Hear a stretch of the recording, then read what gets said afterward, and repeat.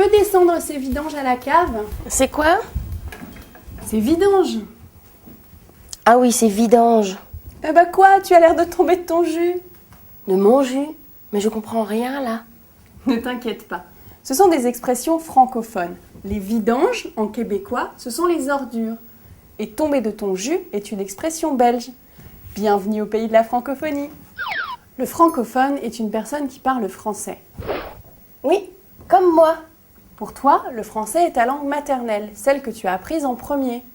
C'est pareil pour les Belges, par exemple. Les Québécois, les Suisses. Beaucoup d'enfants africains aussi parlent français. Avec la colonisation, la langue française a été exportée en dehors de l'Europe, dans les anciennes colonies françaises et belges. La francophonie est donc un des effets de la colonisation. Oui, effectivement. Les Français s'installaient dans ces pays et imposaient le français dans les écoles et les administrations. Grâce à la langue, la France était alors un pays très important et très influent dans le monde.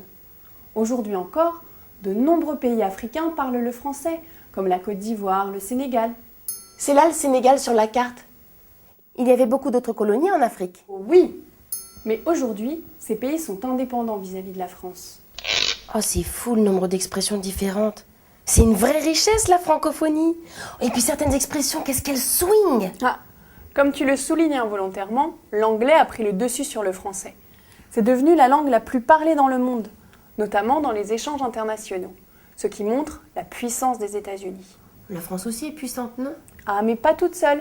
Les 50 pays francophones se mobilisent pour défendre la francophonie, notamment grâce à des programmes de télévision francophones diffusés partout dans le monde. Alors que la France compte 60 millions d'habitants, le français est la langue maternelle de près de 80 millions de personnes dans le monde. Et au total, 180 millions de personnes parlent français. La francophonie regroupe les régions du monde où la population emploie la langue française. Oui, enfin, ces émissions de télévision, on peut les regarder à condition de pas trop pitonner. Pitonner. Pitonner, ça veut dire zapper, changer souvent de chaîne de télévision en québécois.